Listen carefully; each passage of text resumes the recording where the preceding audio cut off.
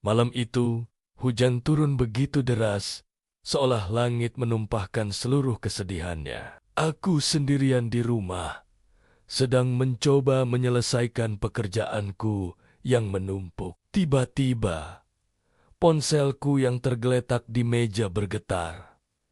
Nomor tidak dikenal. Awalnya aku abaikan. Mungkin cuma telemarketer iseng, tapi panggilan itu terus datang. Lagi dan lagi, seolah memaksa untuk diangkat. Akhirnya, dengan sedikit kesal, aku geser tombol hijau. Halo, sapaku. Hening.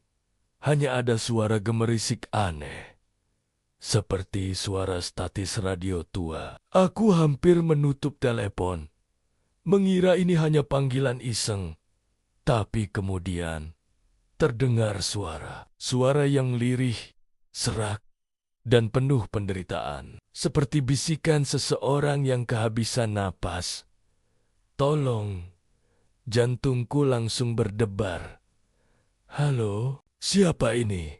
Kamu di mana? Tanyaku panik. Suara itu terdengar lagi. Kali ini lebih jelas, bercampur dengan suara isak tangis yang menyayat hati. Di sini, gelap sekali, dingin. Aku langsung berdiri. Bulu kudukku meremang. Aku coba bertanya lagi. Kamu butuh bantuan? Tolong kasih tahu lokasimu. Tapi tidak ada jawaban. Yang terdengar hanyalah suara gemerisik yang semakin kencang. Lalu, klik, panggilan terputus. Aku terpaku menatap layar ponsel dengan nanar. Siapa itu? Apa yang terjadi padanya? Aku mencoba menelepon balik nomor itu.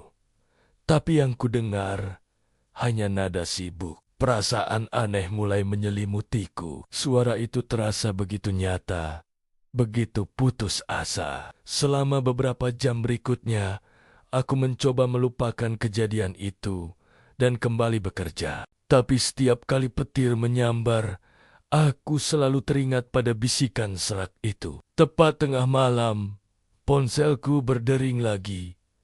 Nomor yang sama, dengan tangan gemetar, aku menjawabnya. Halo, kali ini suara itu tidak lagi berbisik. Terdengar lebih jelas, tapi juga lebih mengerikan. Ada nada kemarahan di dalamnya. Kenapa kamu tidak menolongku? Darahku seakan membeku. Aku tidak tahu kamu di mana. Siapa kamu? Terdengar tawa kecil dari seberang sana. Tawa yang dingin dan tanpa emosi. Kamu tahu di mana aku? Kamu selalu tahu. Lalu, suara itu mulai mendeskripsikan sesuatu. Sesuatu yang membuatku mual. Dia mendeskripsikan sebuah tempat yang gelap, sempit, dan berbau tanah basah. Dia bicara tentang rasa sakit, tentang tulang yang patah, dan tentang kesendirian yang abadi. Semakin lama aku mendengar, semakin aku merasa ada yang salah. Deskripsinya terasa familiar. Aku menunggumu di sini, kata suara itu, di bawah pohon mangga tua di belakang rumahmu. Ponsel jatuh dari genggamanku. Pohon mangga tua di belakang rumah. Tidak mungkin. Di sana tidak ada apa-apa selain tanah kosong. Aku memberanikan diri berjalan ke jendela belakang, menyingkap tirai dengan perlahan. Hujan masih turun dengan lebatnya. Di bawah sorotan lampu taman yang remang-remang, aku bisa melihat pohon mangga tua itu berdiri kokoh. Dahannya yang besar, seolah melambai-lambai ditiup angin. Tiba-tiba, mataku menangkap sesuatu. Sesuatu yang tidak seharusnya ada di sana. Di bawah pohon itu, ada gundukan tanah yang baru.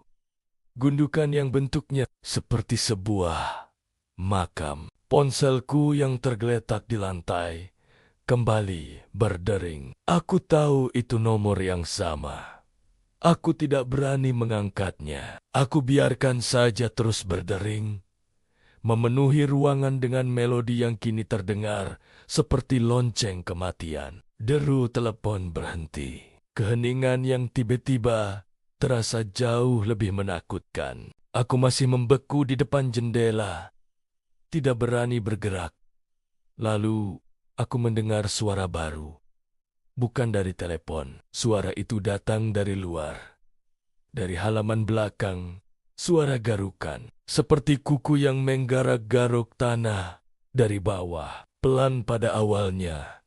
Lalu semakin cepat, semakin panik. Aku menutup mulutku, mencoba menahan jeritan. Keringat dingin membasahi seluruh tubuhku. Aku ingin lari, tapi kakiku seolah terpaku di lantai. Lalu, suara garukan itu berhenti.